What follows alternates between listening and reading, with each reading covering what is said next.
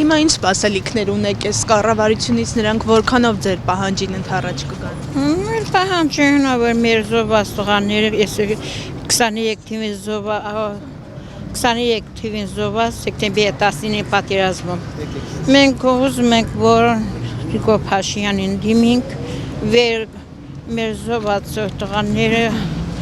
աջունները բերենք, արտաշիլները բերենք ստեղ։ Հա, մենք ենք ուզում, շատ ենք խնդրում,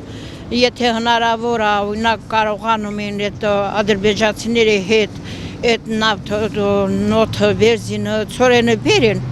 մեզ օգնեն, որ մեր երեխաները, մեր զոհված երեխաները արտաշիլներն Արցախից բերենք ստեղ։ Այդ հավատում եք այդ պահանջի իրականացմանը։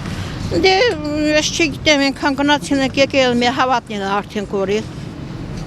Չենք հավատում, միգուցե ես մի անգամ կարողանանք։ Ես դառնա։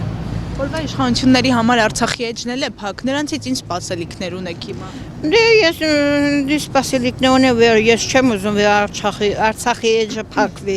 Ես միշտ ուզում եմ, որ Արցախը լինի։ Հələ մեկ վերադառնանք Արցախ։ Մեկ մենակ ենք ուզում։